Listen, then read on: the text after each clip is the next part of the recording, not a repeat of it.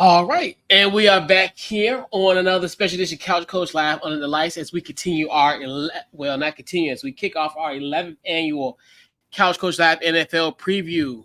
So we'll be talking about the Super Bowl champion Kansas City Chiefs, the Denver Broncos, the Las Vegas Raiders, and the Los Angeles Chargers. What's going on, Maui? What's up, man? How you doing? I see in my Maui way, I just want to say, what's up, fellas? How y'all doing? I see my man, Jordan. I see Jordan. I see my Kansas City Chief homie back there.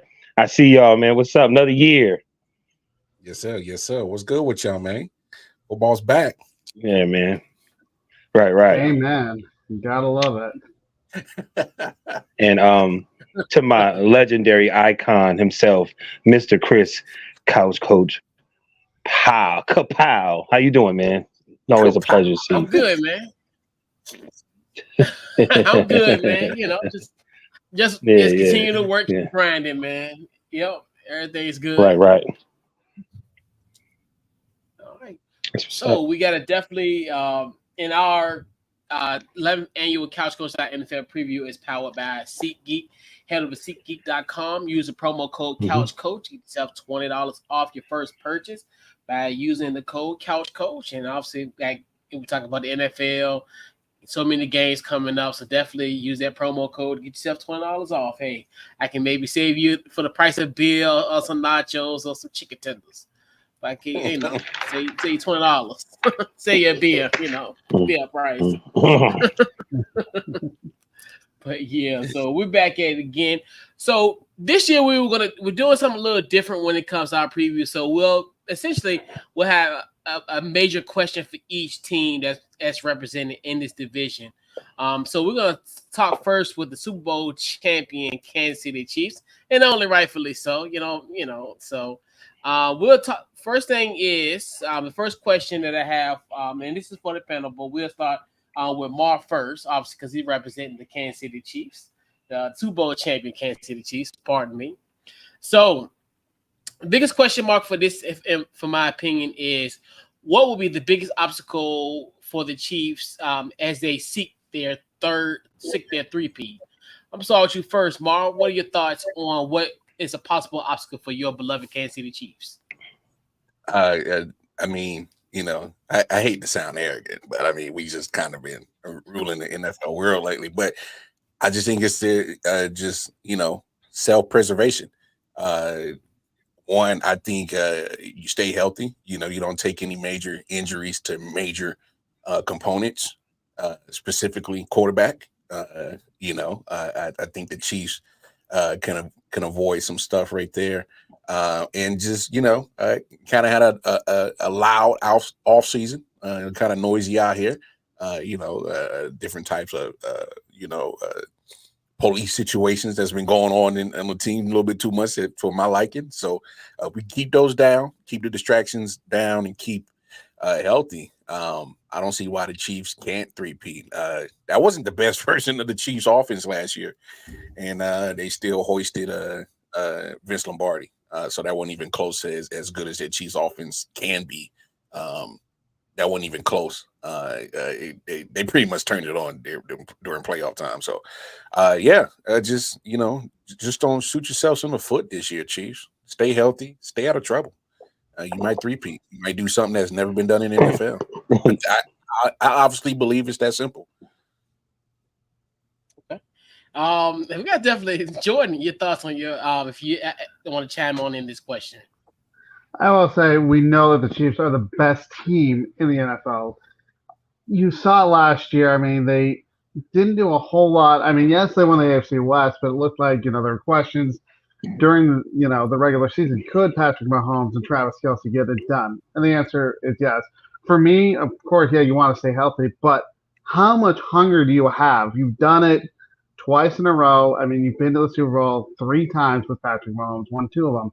Can you keep it going for a third one? We know how hard it is to repeat, but to do a three-peat, that's even harder because, again, these guys have played twice into February.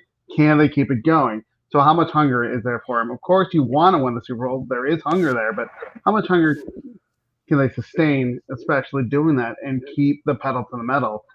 I honestly think they are going to win the Super Bowl. Unfortunately for me, I will see a three-peat. All right. And that had to hurt for you to say that. Mel, your thoughts? I did.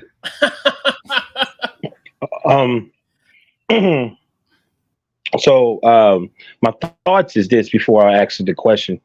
My thoughts is, I think, well, the question was obstacle. I'm going to say pressure, because I think this is the first time they have pressure on them. Every year they win the Super Bowl, we don't necessarily, first when they won the Super Bowl, we was like, okay, they're about to start a new legacy. Whereas every few years we think they're going to be there, or most likely they could be there. We're not looking at them to be there every year.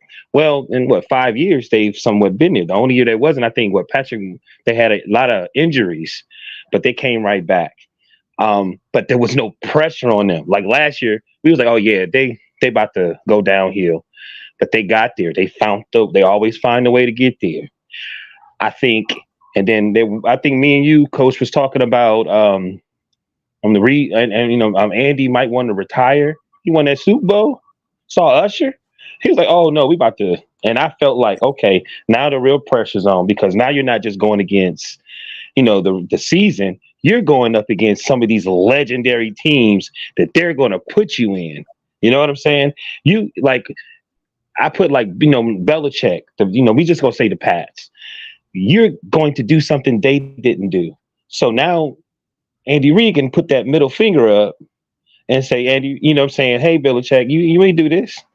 So I think it's going to be I feel like they've never really, I think everybody has pressure every year to win the Super Bowl, but they've never had pressure like this. And the NFL didn't do them any service, because their schedule was horrible. They play almost every day except for Tuesday. So it's almost like when you play the video game and you beating everybody, and then that artificial intelligence, you either like, what's going on? I'm doing the same thing I've been doing, and why all of a sudden the game is getting at me harder. So I feel like this is the first true year they're gonna have literally. Y'all remember when the Bulls was winning and they was trying to win all those games, and everybody was going at them. Denver Nuggets beat them. Like, it's going to have that feel to like every game. Even teams that you can necessarily say is not good teams are going to play at a high level, which is great. They should be playing at a high level anyway. I think you have to deal with health, but I feel like the Chiefs are smart enough to be deep enough, or are able to motivate players to be on the same page and say, hey, this is what we're trying to do. We're not just trying to win the Super Bowl. Like, we're trying to make history. You know what I mean? That they're going to be in a class of teams from, all different sports. Like, this is something special. So I don't know if they're going to win the Super Bowl, but I think it's what else did I put down? And basically, like I said, health and the scheduling. But this is the first time I really feel that they're going to have pressure that they've never seen before. That's fair. I think that's fair. Because first Super Bowl against Philly a couple of years ago, they just came off of losing to Cincy the year before and lost Tyreek. So the people like, oh, y'all got no Tyreek. Oh, the offense is dead. So I feel what you're saying, Maui. What really wasn't a lot of pressure for the Chiefs to win it, they win it. Then you go last year, like, come on. That offense is still, they got nobody proven in that wide receiver. There's no way they're going to win a Super Bowl. No pressure. They win it again. So I right. It's when you were first talking, I'm like, man, what the hell, Maui talking about? We talk about pressure, right? The chips, and then once you broke it down, you really look at it. I mean, it's more like the Chiefs have surprised than actually dealt with pressure. You know what I'm saying? Like, people were surprised. Right. They get to a Super Bowl without Tyreek. People are surprised they didn't even reach the wide receiver room. They got unproven people, and they win it again. So it's like, well, damn, how many odds we gonna keep throwing at this team, and they keep winning the Super Bowl? So now you talking about everything you put up as your take with all the history, and Belichick ain't did this, Brady ain't did this. That's some added pressure that nobody can relate to when it's talking about putting your name up to historical people. So, man, Maui, I think you hit that shit right on the head, dog. That's real talk. So again, and what else did I pop? My bad. Go ahead. All right. So we gotta bring in our guy D Hop. Your rival, Mar, and also yours as well, Jordan. So we gotta get his take on the situation. What's going on, D Hop? What's up? What's going on? What's going on, fellas? How y'all doing? Man, that's wild. Good, man. Raiders fans exist? That's wild. You should say that for Chargers Yeah, fans. Chargers crazy. fans don't exist at all. Man, that's crazy. That's true. No, Especially because most of the stadium is, half the Raider opposite fans team. exist everywhere. It's just Hey, the Chargers fans, man. They stayed in San Diego, Hey, you got a point. You see who in here? You see no Chargers people here on the panel at all. Hey, you got a point. Yeah. So D Hop. So to round it off, what is the biggest obstacle that you see Kansas City from preventing them from getting a 3-peat? For what I've seen from last year, I'm pretty skeptical about their offensive line. Yes, they're a great a great run offensive line, but they got to protect Patrick Mahomes better. They just do. And even though Patrick Mahomes had to run for his life a lot of times, of course he's great mobile and running out of the pocket. But at the end of the day, when he's sitting in that pocket and he wants to throw from the pocket, the offensive line crumbles. And I think people can understand what happened on Christmas Day with my Raiders just pressuring Patrick Mahomes. I mean, I'm just saying, yeah, that was the formula at the time. It was. I mean, y'all won a Super Bowl, but we didn't. It's cool. But I think that's the biggest thing that I see. Defensively, I think they're fine. I feel like losing Snead is a big loss. In my personal opinion, I think y'all losing Snead was a big loss. But I just think offensive line, if they could get the actual great protection for Patrick Mahomes, and I think that's the only pretty weakness for the Kansas City Chiefs. If that offensive line could be good and, keep Patrick Mahomes upright and he's not limping and having ankle problems and knee problems and all that stuff because of the offensive line is not protecting him, then, that's basically it. It's not really too many flaws with the Kansas City Chiefs. Yes, you do have two new receivers with Hollywood Brown and Xavier Worthy. Yeah, they're going to come along, but offensive line, that's where it starts at. Defensive line, that's where it starts at. So if those two could get gelling, Kansas City Chiefs will be fine. Yeah. Mine is 2 words. It's got to be Patrick Mahomes. I think at the end of the day, and we talked about this Kansas City Chiefs ad nauseum. There was so many points. They do uncharacteristic things, but they overcome it. I remember one time we was like, Patrick Mahomes sometimes is willy-nilly in the pocket, and sometimes he makes some dumb throws, but he overcomes that. We talked about like the thin wide receiver room that, as D-Hop said eloquently, Christmas, we thought his Kansas City Chiefs team was dead to rights. He was like, oh, there's no way they're going to, this is the first time they're ever going to be on the road for an AFC Championship game. They get it done. They were up 10 points. They were down 10 points in Baltimore. And MVS makes a catch that he probably will never make in his lifetime ever. That's almost David Tyree-esque type of catch to end their season.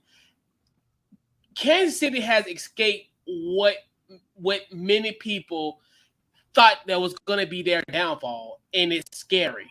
It's every time that you have you presented some type of evidence that other teams have, we've looked at them from a historical standpoint of, when teams do this, they're going to fail. But Kansas City, for some bizarre reason, always gets it done.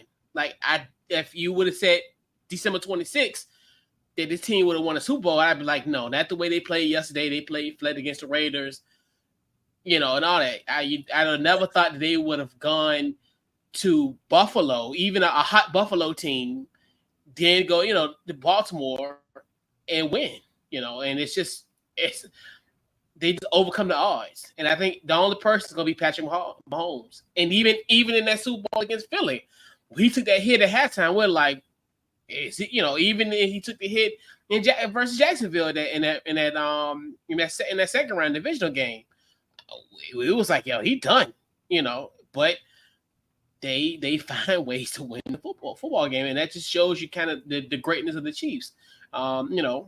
It's bizarre, but it happens. Yeah. Let's see. Word. So we'll transition.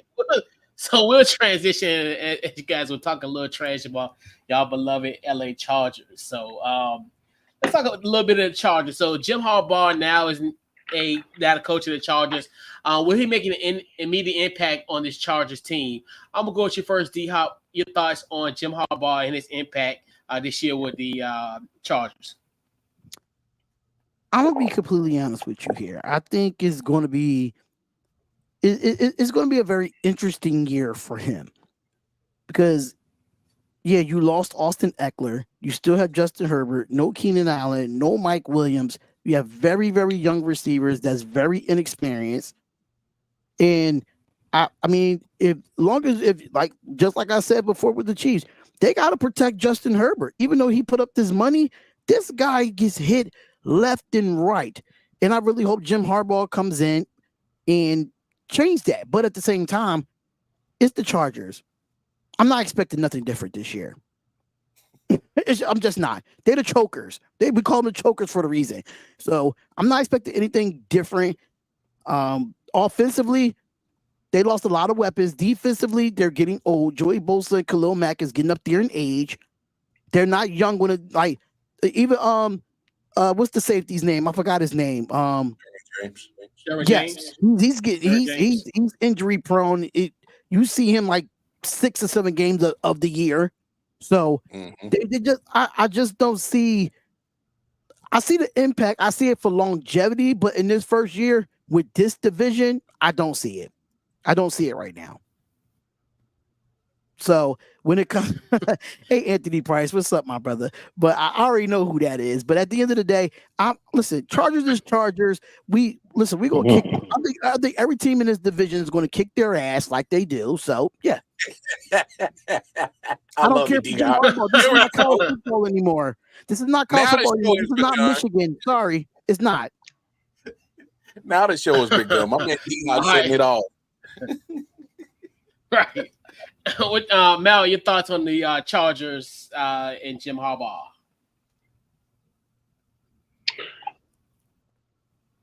I mean, bottom line is, I'm a little bothered that, he got the job after everything that happened at Michigan, but we're going to leave that alone. But I'm not going to say anything negative about him. He's there. He's got to change the whole setup. He's got to get everybody to buy into his system. They won 5 games. Damn. If he can win 8, if he can get 8 games, he might be all right, but I don't think they're going to make it to the playoffs. It's just going to take some time. You know what I mean? Everything I've seen today, it seemed like the team and the players are happy he's there. He's just starting to, good environment. But weapons wise, I just see the quarterback. But like you said, he's getting hit, which we knew eventually was going to happen if you don't have things around him to set him up. Going through all these processes of different coaches and different things. So I just think, this year is just setting a foundation, and maybe next year something happen, but you never know. Anything can happen. Like I said, if they can squeeze out an additional 5 games, you never know. What's your thoughts, Mar? I mean, my man D-Hop said it perfect. I ain't expecting much from him. Jim Harbaugh comes in all of a sudden. Look, say what you want about Kellen Moore as an offensive coordinator. He had Justin Herbert throwing that ball. But like D-Hop said, he's going to get hit. Now, you're going to turn a quarterback who loves to rip the ball down the field into a pretty much a game manager. That's what J.J. McCarthy was, let's be honest. We talking about getting a running game. Jim Harbaugh is too old school. He is let's run the ball 60 times a game. We're in a passing league. You got the passer, but you like D said, you lose your top receivers who were injury prone. You replace them with young cats who ain't proved a damn thing. You take Austin Eckler, who's a Swiss Army knife, and just give him away to Washington. And don't forget, You replace him with Gus Edwards. Oh, injury prone. Why you think Baltimore didn't offer him a contract? Hello? Like D said, your defense getting older. What, Khalil Mack and Joey Bosa? Well, Khalil Mack, he'll be around at the end of the year, but he'll be playing for stats because the team ain't going to be in contention. Joey Bosa, hopefully we get half a season from him. Derwin James, let's hope we get half a season with him. So what are we talking about? You can change the coach all you want. You can go from Anthony Lynn to Staley to Harbaugh. They're going to deal with the same problem. Old talent on defense, not enough talent on offense, injury prone. Let's not forget the Chargers are one of the most injury prone teams in all of football. They stay hurt. It's almost like watching a rerun of MASH every week. Somebody hurt in that damn organization, and it's key players. So they never had their best talent on the field. I'm not expecting nothing. What, Harbaugh comes into the door and all of a sudden, hey, we're so healthy over here. No, what are we talking about? Come on, man. Chargers gonna charge. All right. Have you ever put a charge in the socket, but the damn thing, the cord cut? What it do? You don't charge not a damn thing. That's what we get every year from them. All right. Let's wrap this shit up. All right, what you got, Jordan? I have to agree with everybody. We're looking at can Harbaugh making any immediate impact here. I don't think it's going to happen this year. They needed a coach to help Justin Herbert. They've wasted too many seasons.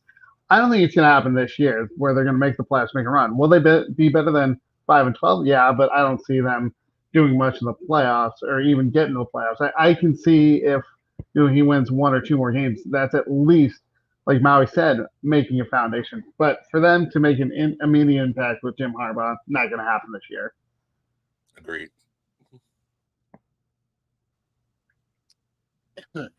So, and I have this post here, this comment back, Chris Dale. I, in a sense, kind of agree with him. I definitely think, and I know this, Anthony Price brought it up where they got the two injury-prone running backs, the Dobbins and Gus Edwards. I still think that's a good foundation for them from the running back position. I know that they're injury-prone. Obviously, they come with Greg Roman, who's now the offensive coordinator. I definitely think they will. I think he can make an impact on this team because when I look at what they've lost, I get it. But now I did like the fact that he did go and get Joe Alt. I think that was one of the key things. I know a lot of people didn't think that was a sexy pick at 5, but that was a great way to, because we know with Harbaugh, he's going to make sure that his lines are good, his trenches are going to be good. I definitely think there'll be a team, I think, that's going to be a headache for all you guys down the road. And I think even in 2024, will he make almost like a San Francisco type of situation from the transition from like Mike Nolan to him in San Francisco? I don't think that, but I definitely think he will make he'll make an impact for this Chargers team. I definitely think they're a team. I think they have the right guy in this place. I think they get a guy that brings that energy. I think that they needed that. Obviously, we talked about Brandon Staley. Through in the stars at the show, he was supposed to be kind of that new next guy, and but I definitely think he will make an impact for this team. I definitely think popular opinion, but I think the Chargers are going to surprise some people this year in a weird way because it's always the year where you don't think they're going to be good. They do something. It's the crazy thing about the Chargers. The Chargers are the most weird team to figure out probably since I was a child. And it's weird. It's crazy how this team is. But I definitely think the Chargers are going to make some noise. For sure. Now, I just want to throw this in here real quick with the Chargers. For me, I think it's really no matter what the coach is. The question is, can the Chargers execute when it matters? That is the biggest thing 100%. With the Chargers in the last years. Even with no matter if it was Brandon Staley or before Brandon Staley, it comes down to can they execute when it matters? Can they execute when the game is on the line? And that's been the biggest thing for the Chargers on why they have not been in the playoffs in the last couple of years, because they don't execute. You could blame the coach all you want, but if your players are not out there on that field executing, how much can you blame the coach at this point? 100%. I agree with that because we've seen it they've been in playoff contention going into the stretch run, like you were saying there, and they have lost it in the end, especially in those tight games. And that's what it's cost them the playoffs. I don't remember what their record is in one possession games, but it wasn't very good the last 4 years. It's been terrible. They're probably one of the worst teams. And that dates back. In that dates. So and that dates back to probably Anthony Lynn. It dates back prehistoric days. It goes back that far. It probably go further than that. Than Anthony Lynn. Oh, for sure.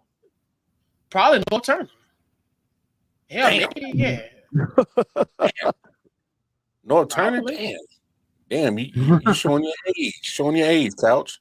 I mean, listening to everything that you guys are saying, one of the first things they probably need to do, they're in California, man. They need to figure out a way to make some noise and get people to pay attention to them. You know, they one of the last teams anybody really want to talk about or see in that region. You know what I mean? Like, it's a lot more they got to do than just, I mean, definitely you could say winning, but just listening to you guys and just stuff I was looking today, I was like, he got to give like free pizza or something, like, free. He got to do something, man. Food pantry, I don't know, like, got to do something, man. Yeah, but, way more. Maybe a free boneless wings on Thursday or something, like, you feel me? Like, but the Rams and the Raiders run California. Sorry. Well, the Rams now own that. That's exact. Now you're not bursting my bubble. You're not bursting my bubble, but that is exactly what I'm saying. You got to do more than just think that, execute on the field. It's a community thing too, but ain't nobody paying attention to them, and that's why they go through all the stuff that they've been going through all those times, because ain't nobody checking for them. So Raiders and Rams I find it funny that every year, I find it funny every year, ESPN, NFL Network, FS1, them fools get on these shows for the last 5 years. Chargers, they coming, just stay here. Hey, how many times we gonna fall for that damn banana in the tailpipe talk? I stopped believing in it 4 years ago. So, but my thing is like Jordan, you in this division every year. We see this every year. They get hyped up to be one of the teams that's gonna break through, make a playoff, possibly get a chance to get a play in the Super Bowl, and they collapse. So I mean, the national media, and that was with Anthony Lynn. That was with Brandon Staley. Man, they really gonna go crazy now that Harbaugh, and then they about to take the rust off an old '87 Buick bumper. The way they about to suck off them boys, like it's crazy, dog. Like stop. I don't know how they balling up. They should never left San Diego when they moved to LA and to share a stadium with the Rams. That's where they went wrong at. They should have just stayed in San Diego and rebuild. Yeah, that's where they just should have stayed at. I'm they were beloved in San Diego. They're not beloved in LA. It's the Rams there. Yeah, it's the Rams. That it's always going to be Raiders in LA. That's where we originally from. So No. you're gonna have more. You're gonna have more away fans. You can have more away fans for that's going to be in the building more than you will actually see Chargers fans. It's sad. Nah, big fan. Everywhere. Every team they play. Free burritos. Taco Tuesday. Rub your feet Thursday. I don't know, bro. You gotta do something. I see what you're talking about. I don't think we're underestimating Harbaugh's his impact. I don't think none of us are underestimating that because we've seen him turn around programs, but it's not instant. We can't act like this is an instant turnaround for the Chargers just because they hired him. I think it's a step forward, yes, but it's not an immediate impact. First of all, I think the Broncos, the Raiders are going to be better than them. And you're talking about going against the Chiefs. That's 6 games. That's not an immediate impact that the Chargers are all of a sudden tops of this division now. That doesn't happen like that. Right. Just because you hired a coach, like we've all been saying, it has to be buy-in. There has to be healthy players that are the talented players on the field available. They have to have so much. I think the Chargers have so much question marks of unproven stuff. It's hard for me to put them above any other of these 3 teams. They have the most question marks out of all teams. Sure. So we'll transition and we'll talk about 6. Wow. D-Hops. D-Hops Las Vegas Raiders. My So My can the man Raiders Keith compete? was 11-6. Wow. 4-13, bruh. Yeah, I'll take 7-10. Are you living under a rock? Hey, Where the hell you been? that's But no, okay. that's a Chargers fan. That's a Chargers That fan. gotta be a That's the only Chargers fan right now. In the West. All right. I'm lucky that 7-10. I'd take 7 wins right now for my Broncos. All right. The fact that he So said, we're gonna talk "You're about a the realist?" Las Okay. Vegas Raiders. So we'll shift the focus to the Las Vegas Raiders. So we'll start off with D-Hop. So can the Raiders compete in the AFC West? I'm gonna go with you first, D-Hop. What you got? I think we could compete because look at our defense. If you look at when Antonio Pierce took over as the interim head coach, we went from almost dead last in the league under Josh McDaniels to being a top 15 defense, almost damn near a top 10 defense in the league. If you look at it, we was the number 1 team in the back end of the season in takeaways. Something that the Raiders don't do is take away the ball. And you've seen that when Antonio Pierce came in as the interim head coach. You've seen a culture shift. You've seen excitement out of these players in the locker room. They were so depressed with Josh McDaniels. I'm sorry to be rude, but Josh McDumbass. That's what I call him. So I never wanted him from the beginning. I never wanted him from the rip. But Antonio Pierce comes in and he puts the Raider way as it's supposed to be.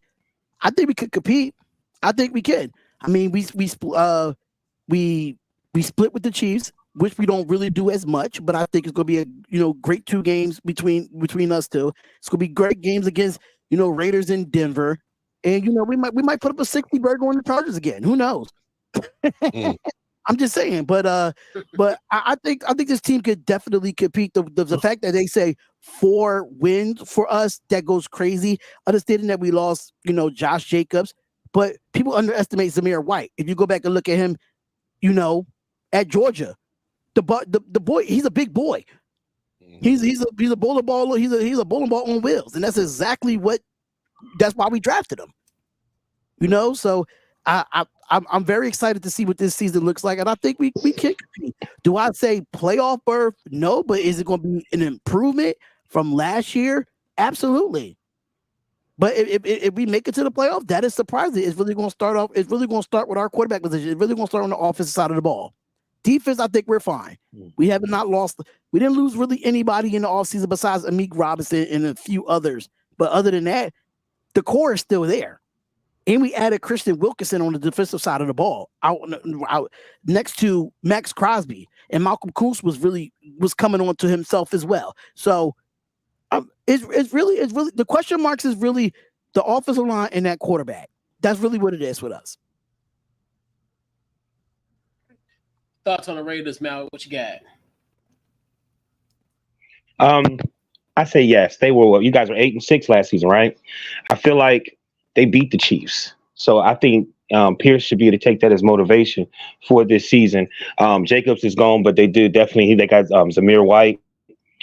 4.6 yards. He's the one of the reasons why they beat the Chiefs. The defense is definitely solid. Top 10, like he said, top 10 to 15 in defense, top 10. The offensive line is solid too.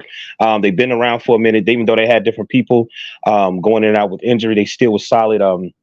We got this right tackle, Mumford. He's been doing good in OTAs. But I feel with this new coach, again, you have these newer coaches are more motivated. They understand. They can relate better. These players want to play for them. And with all the drama that the Raiders been going to for the longest, I think with Pierce being there, I think it's going to be a step forward.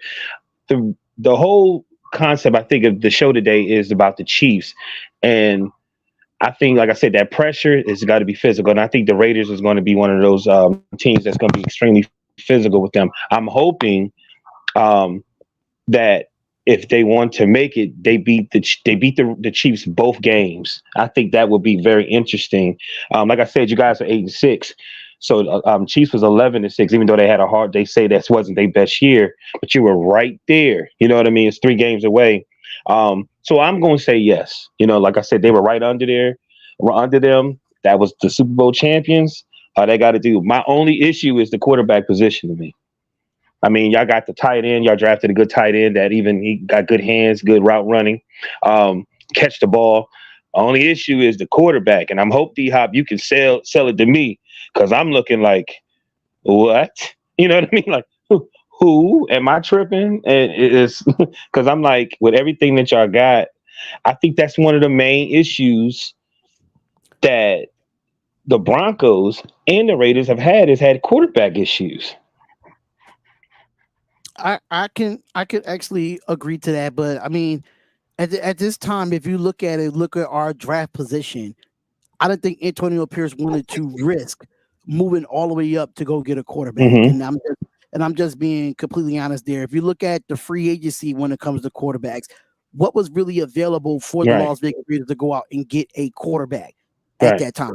Yeah, Gardner Minshew, he won games in this league. He's not a scrub, but he's not the elite of the elite when it comes to the AFC. Right. I mean, I think AOC came in and it played really okay last year. Right. Of course, he was a rookie. He, thank God we got rid of Jimmy Pornstar Garoppolo. I'm so happy we got rid of his behind. Watch with Josh McDumbass. But at the end of the day, it's not really selling. It's really them selling it to us as a nation, as a fan base, or who's going to win this. Because at the end of the day, we got a whole new offensive coordinator in Luke Getsy, whole new coaching staff. So it's really going to see who can come out in training camp in these preseason games. Who's going to be our starting quarterback? But I mean, I understand where you're coming from, like, who the quarterback are. But if you look at the market at the time that free agency was around, it was nothing there for the Las Vegas Raiders to go out and get. And knowing that we was like on the back end of the draft to try to move up to try to go get Jayden Daniels, I think that was too crazy of us to do. So we just stayed where we at, and we got Brock Bowers there. So it was a smart move. But hey, it's all about the quarterback play at the end of the day. So you just got to see what they do in preseason and training camp, and we'll find out who our starter is. Basically, I'm saying y'all right there. I feel like y'all right there. I got rid of a lot of the drama. Y'all good. Your thoughts, more? What you got? No, I mean, Raiders go 8-9 last year. Obviously, majority of that winning was with Antonio Pierce down the stretch. Right. I don't see why they can't repeat that. That's why I was kind of laughing at Keith's comment 4-13. Don't get me wrong, losing Josh Jacobs, I understand that, but I'm with D. If you actually watch AFC West football, Zamir White was really kind of kickstarted that running game, because once you load the box up, put 8 in the box from Josh Jacobs, is not that, you worry about Devontae Adams, yes, but after that, it really wasn't too much that pretty much scared you with that Las Vegas offense. So you shut them down, you get yourself. That's why they had 9 losses. You shut them down. But my thing is I think Atlanta screwed y'all. I think that messed up y'all draft, because I thought y'all was gonna get Michael Penix, and I thought he fit perfect with y'all. Gardner Minshew, Aiden O'Connell, with them two combined, I think they can get 8-9 again. Like you said, Gardner Minshew he's not a lead, but I mean he'll get you 8-9 games. I mean, you saw what he did with the Colts and teams before.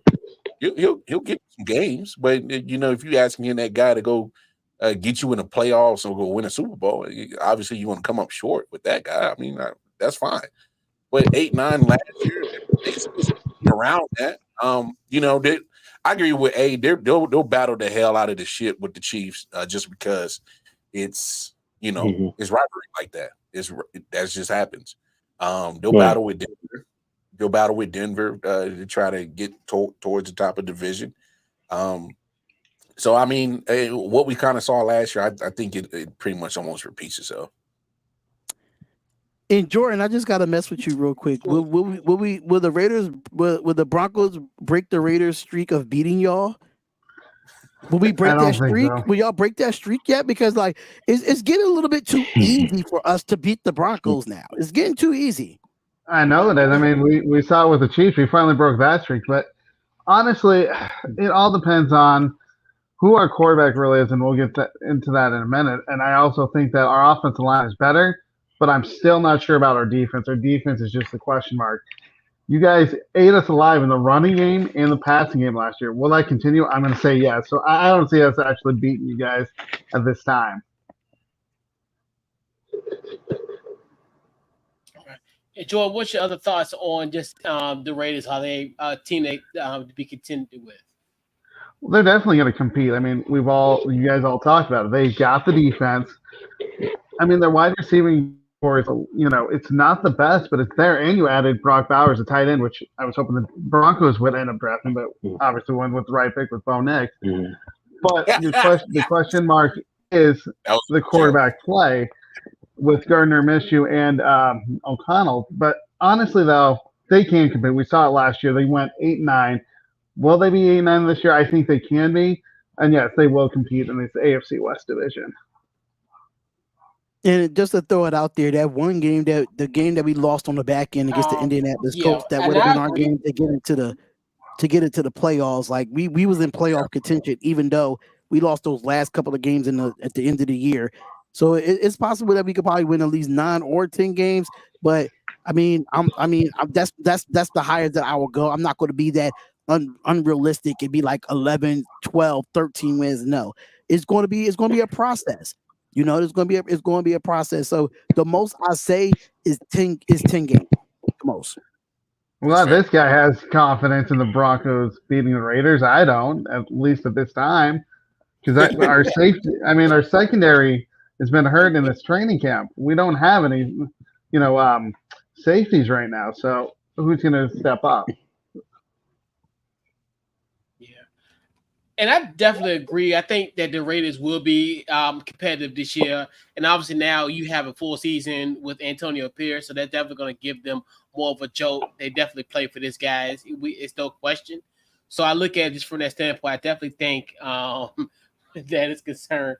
I think Mar, you brought up the point with Gardner Minshew. Yes, he has played meaningful football in the months of November, December, obviously with the Colts last year, where essentially that he was literally an overthrow away from being in the playoffs.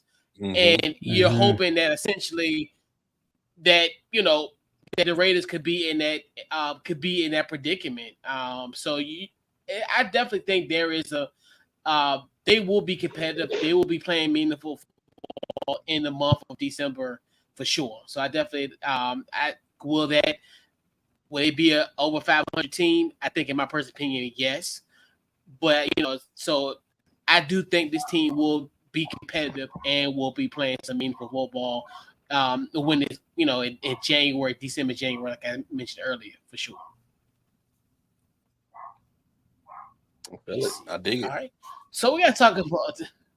So we got to shift our focus to the Denver Broncos. So Jordan, this question's for you. Which QB will emerge for the Denver Broncos? What you got? Zach Wilson.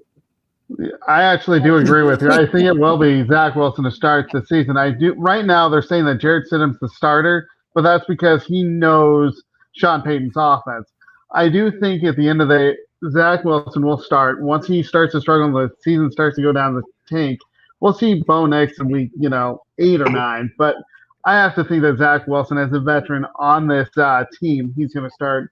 Yes, I know we drafted Bo Nix, pretty high this year, but I don't want to see Bo Nix until at least the 11th, 12th game of the season, when the season's pretty much means nothing.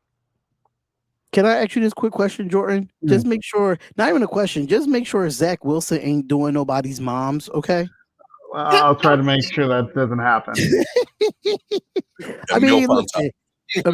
Keith, the problem is who else is going to start? Here's Stidham's mom. I'm just making sure. If Zach Wilson starts with Broncos this year, it's going to be very bad for the team. Well, who else is going to start? Jarrett Stidham, like I said, he knows the offense, but I don't have any confidence in him. Bo Nix, we don't know what we have in him yet. I have to say Zach Wilson. Sure, it might be a very bad season, but honestly, I don't see the season being that great for us anyway. If I'm being real honest. My only issue with Bo Nix is that I don't like to throw college football in there, but if you watched him at Auburn, he stinked. Yeah. When he was in the best conference, he stinked. But Right. he went to a conference in a Pac-12, which is probably the worst defensive conferences in college football, and blew up. Of course. Mm-hmm. I mean, all of us on this panel could be a quarterback in the Pac-12 and blow it up. That's how bad the defense were. So he's coming into a division, probably one of the best divisions, probably one of the most competitive divisions in football, and think he's going to get the starting spot and sling it? Absolutely not. Sorry, Bo Nix. You won't get the spot right now. Oh, I completely agree. Yeah, but he's their best option. He's their best option. Yeah. Say what you want. Bo Nix is their best option, and I think we all think it's fair that we all got question marks if Bo Nix can play NFL football. But he's their best option. True. I mean, I hate. I mean, it's. Come on, Jared Stidham. Come on, we know you can know Sean Payton's offense all you want. Executing it and knowing it are two different things. All right. Well, 100%. We saw it last year that he didn't execute it very well. And just to reply to that, you have to understand Purdue was in they was in a Big Ten that's very competitive. That's better than the Pac-12. So we're not going to do that. Big Ten's the next conference a step down from SEC. So I think it's two different. So your statement doesn't make any sense at all.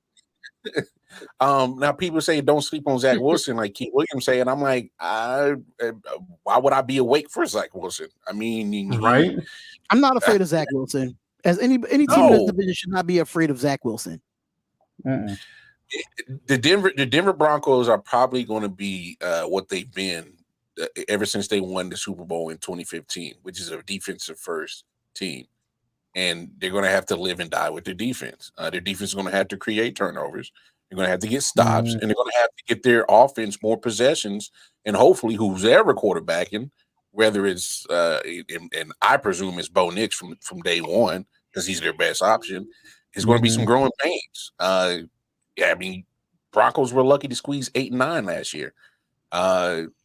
I don't think they'll be 8 and 9, but I think they'll still be slightly above the Chargers.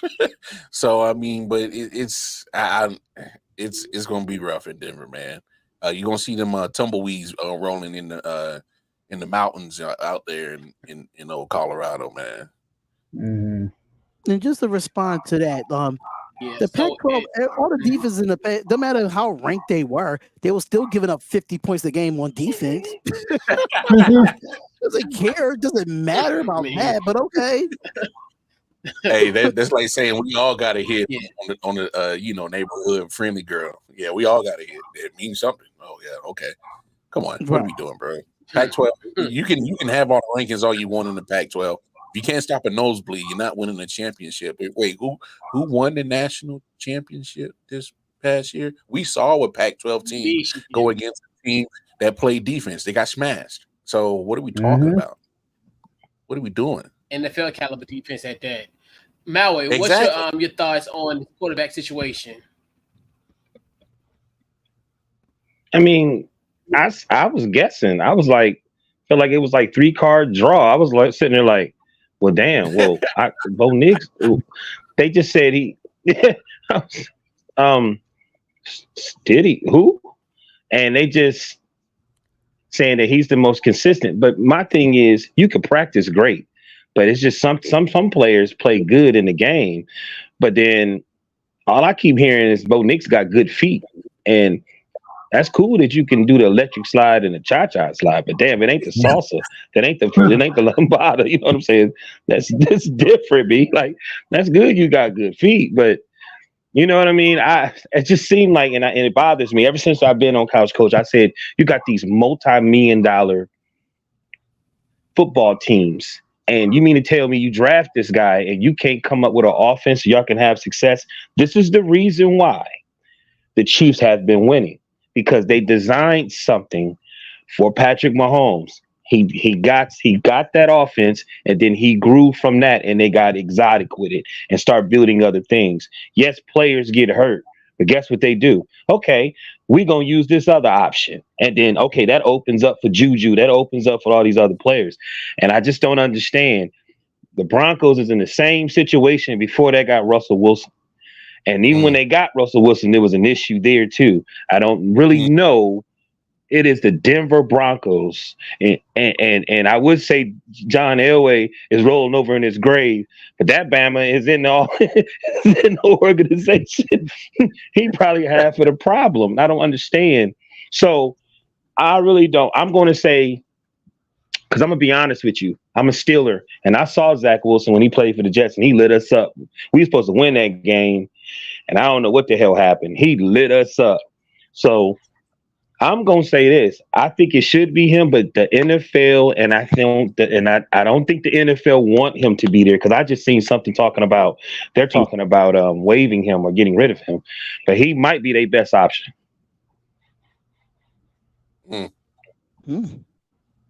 Wow. Any thoughts, D-Hop? And I'm coming from a team who had the same issues. Quarterback. Just thought I'd throw that out there. Quarterback issues.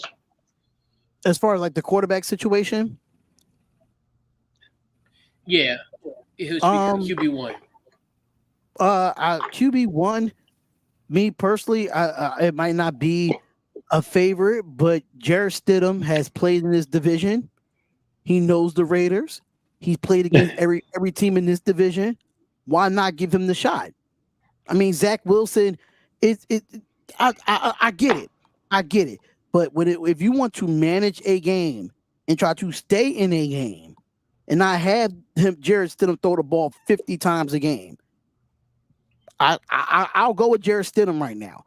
Even though Jarrett, only reason why I say that because Jarrett Stidham used to be a Raider, and I saw what he did when he was a Raider. He could be very mobile when he can be. He has a good arm, and I think if you establish a running game and help him out in that running game, it will be absolutely fine for Jarrett Stidham. I'm not trusting Bo Nix at this moment. I'm not trusting Zach Wilson just off of previous of what I saw. So if you want to talk about off of previous of what we've seen in the last year or two, outside of Zach Wilson and Jarrett Stidham, I'm taking Jarrett Stidham over Zach Wilson. Bo Nix still has a lot to work with. Yeah, you first day on pads, stuff like that. You're gonna be playing in the preseason, but when it's live and when the games count, I think Bo Nix is going to fold. I just don't see him starting right now. So Jarrett Stidham is the best option for me.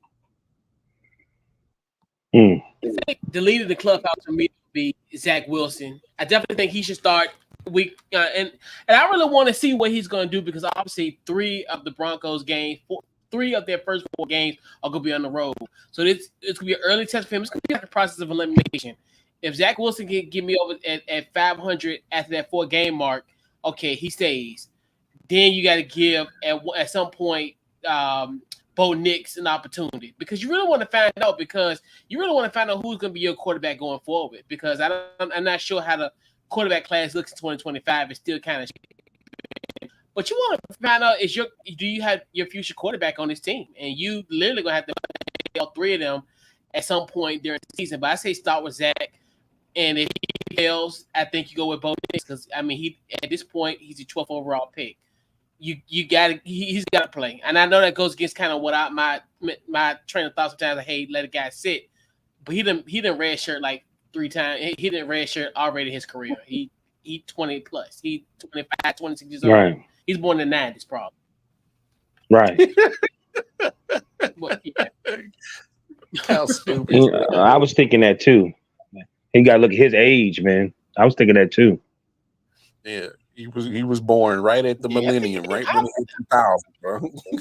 Yeah, I think he was born in the 1900s. I'm serious. He was. I looked him up in the past. I was tripping how old he was. Yeah. Yeah. So that's why I think you got to put him in right now. It's because you don't have too much. You don't have the luxury of having your quarterback come in at 21, 22, learn, and give him that time to mature. Yep. This man has probably already paid a full mortgage, got 2 baby mamas, and then probably paid a couple of cars off. He mid-20s already. So I think he has. I read it. I'm just Look, I think you have to get that Father Time wall right there because once he's mid-20s, once you hit 30 in the NFL, they're already starting to talk about your downfall. So then once you hit mid-30s, you're coming out the backside of your prime. So I mean, you're losing at least 3 to 4 years on his prime years that you could possibly build a team around him and win. So I don't know. He's the better option. I hate to say it. I know Zach Wilson has the experience, so does Stidham, but that's your best option. And you can't keep getting quarterbacks in the first round and you keep coming up short. They've been trying to find a quarterback since Peyton Manning won in that Super Bowl, and he was, his arm was shot in 2015. So that's the last winning quarterback you got. I mean, Brock Osweiler failed. Pat failed. Jordan can tell you. He can tell you all the names of just failed quarterbacks at the quarterback. So, you traded for Russell Wilson, and now 2 years later, you tired of him. I honestly think it's Sean Payton. I don't think he's the right coach. I don't think he's the right coach to deal with this scenario that you guys got. You guys are giving away draft picks. You're blowing a whole bunch of money. I mean, you guys are in cap hell right now. So let's not talk about the money you owe a quarterback who's not even going to dress up for you guys this year. He's in a Pittsburgh uniform. I mean, I just think you guys have just been making bad moves from top to bottom, from franchise up top, from organization-wise to coach. And players have to suffer. Now you got just the worst offensive lines in his division on top of that. That's been the problem with us since Manning's retired. We have not had an offensive line to keep the quarterback upright. That's what's made me upset about this whole let's get rid of Russell Wilson. We don't know how good Russell Wilson was because he didn't have the line. I don't care what quarterback you have. If you're not going to protect the quarterback, as we all know, you're not going to be successful. Exactly. So. Agreed. Sure. All right. So we'll make this one quick. Russell Wilson went to the Broncos to get a contract because he knew they was going to pay him. Well, that goes back to our general manager, who I think should have been fired. All right. So, fellas, name one emerging player or rookie to watch in this division. I'm gonna go with you first, D-Hop. What you got? So, from our perspective teams, or just from the division in itself? In division, anybody in the division that you see. Yeah, it don't have to. It could be anybody in the division. Well, for the Kansas City Chiefs, it's a no-brainer. I watched this kid play at the University of Texas. That's Xavier Worthy. That's going to be the breakout star right there. I mean, if you look at Xavier Worthy, he gives you Tyreek Hill vibes. He definitely does. You watched him at the University of Texas, and I watched him play because I'm a big college football fan. I even do play-by-plays for college football, and when I tell you, I did a lot of Texas games and watching him as a Raiders fan. I'm worried about that. And just the way his route running and his speed, the fastest player in the combine in itself, fastest player probably darn near in the NFL next to Tyreek Hill.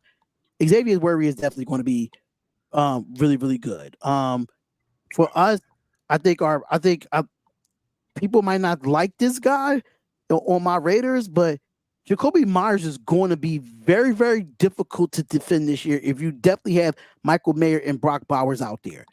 Jacoby Myers is a very underrated receiver. He was probably the second in receiving outside of Devontae Adams last year. So when Brock Bowers get out there, especially when he put Brock Bowers in the slot, they're going to be my two rookies and breakout players for the Las Vegas Raiders, because defensively, we already know what we got defensively.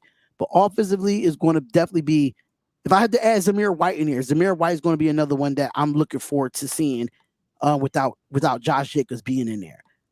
For the Chargers, I really want to look at these. I really want to look at these two wide receivers. Yeah, it don't have to be for each. It don't have to be for each team, but just for anybody, like a single person. No, that's what I said. A single person. That's what I said. A single person in the division. It don't matter if it's your team. Single person in the division. Xavier Worthy for the Chargers. For the Chiefs. Yeah.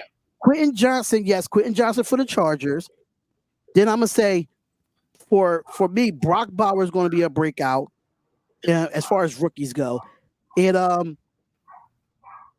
don't even know for Denver. Honestly, I have no clue. It's a question mark for me. for Denver. By default, Bo Nix. Yeah, exactly. If I had to throw somebody out there, Yeah. it was probably Cortland Sutton. No, you don't. No, another so, guy that might, But other than that, yeah. No, so yeah, so it's just one player out of any of the teams. It's how it could be just one player that you see in the division, either a player or a rookie. So each team, there's one player out of the division. Oh, I forgot Estime went in the 5th round to Denver, right, Jordan? Mm-hmm. That's gonna be that's underrated. I like that. I saw him play at Notre Dame. He's really good. Yeah. All right. So Mal, what's your singular breakout player in this division? Either it could be vet or rook. I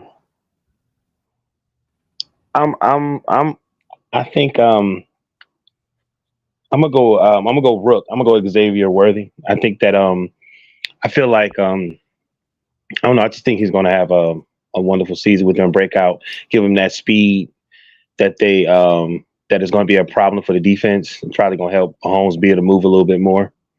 Kind of got that that Hill Tyreek Hill feel. All right. And Mar, who is your singular breakout player? It could be a vet or a rook in this division. I'm gonna go with a rookie. For the Kansas City Chiefs, I know everybody's saying Xavier Worthy. I'm not headed that way because I actually believe Xavier Worthy will do well. Y'all look out for Jared Wiley.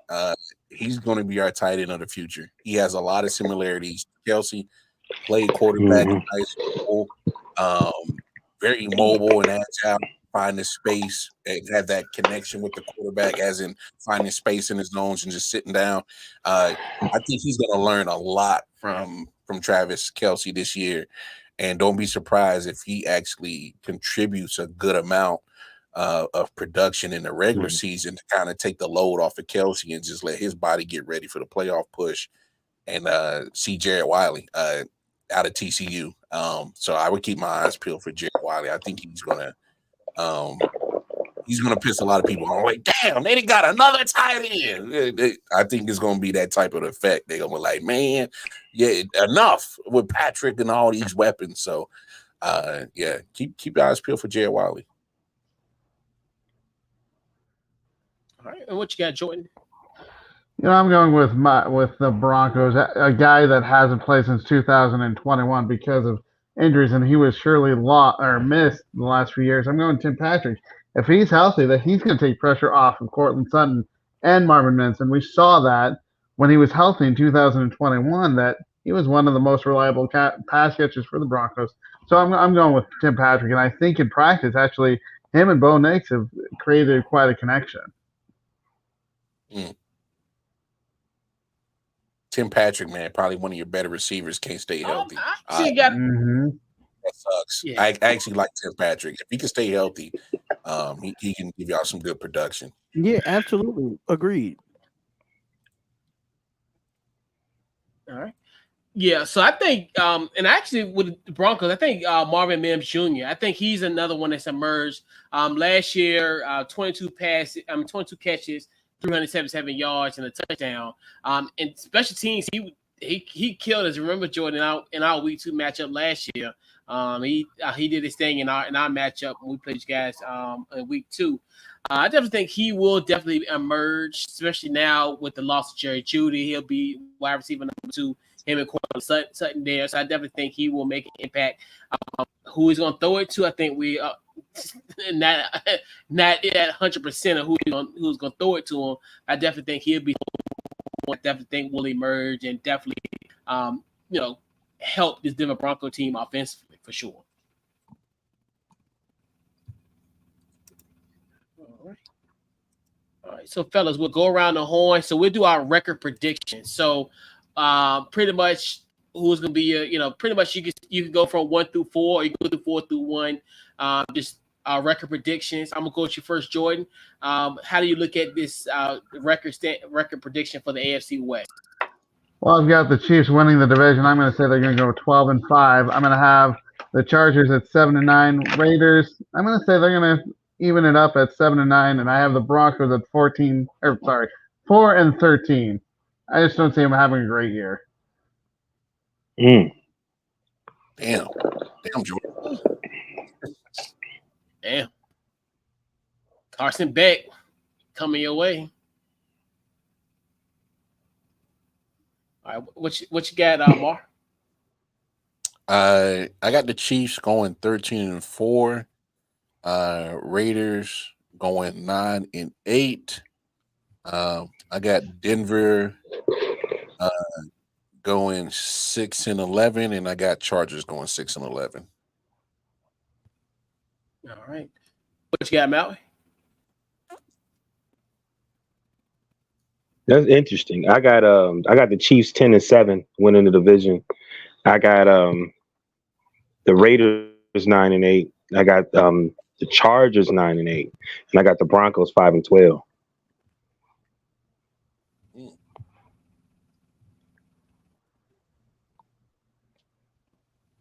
What you got, D-Hop? So I got the Chargers at 13-4. 13-4 for not Chargers, Chiefs. I'm sorry, Chiefs. Chiefs is 13-4. Raiders 9-8. Chargers 6-10. And Broncos 4-13. Okay. I got the Chiefs 12-5. Interesting. The LA Chargers 10-7. I think they won't make the wild card from my other teams. I think they'll be short of the wild card. The Raiders are 9-8, and then I have the Broncos at 6-11.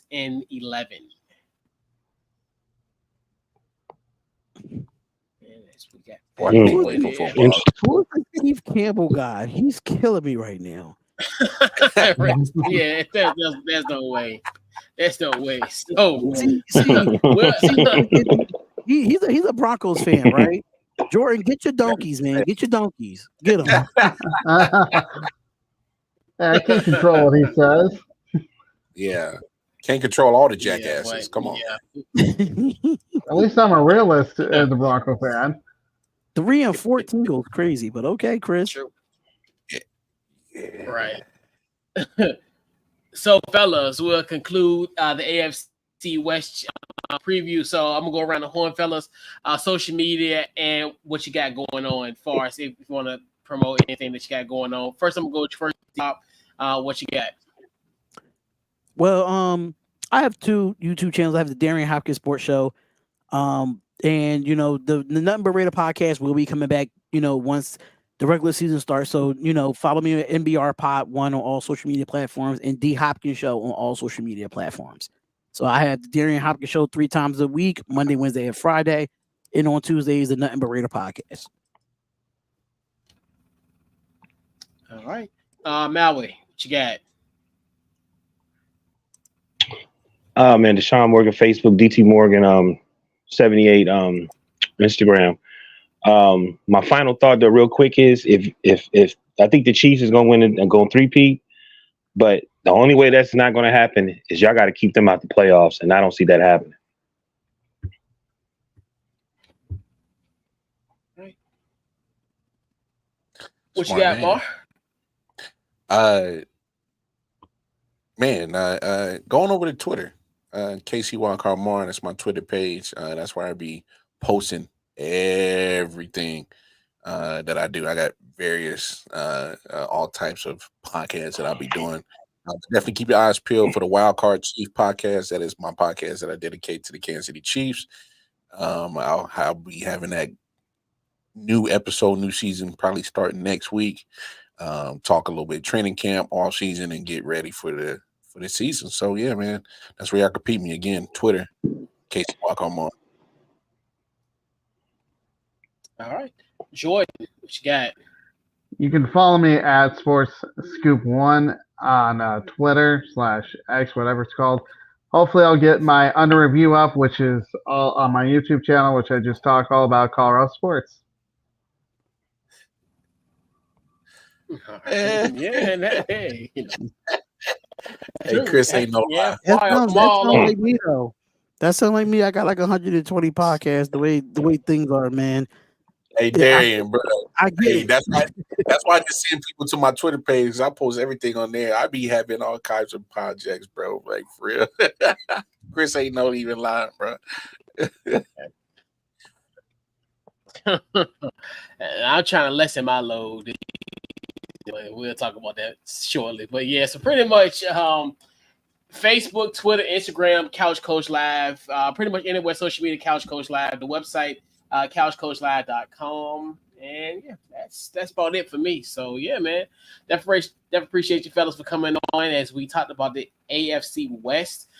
So on Thursday, we'll be talking about the NFC West. So we'll be talking about the San Francisco 49ers, the Seattle Seahawks, the Arizona Cardinals, and the LA Rams. So this wraps up the AFC West preview. We'll catch you guys on Tuesday night. And we're out. Go Chiefs.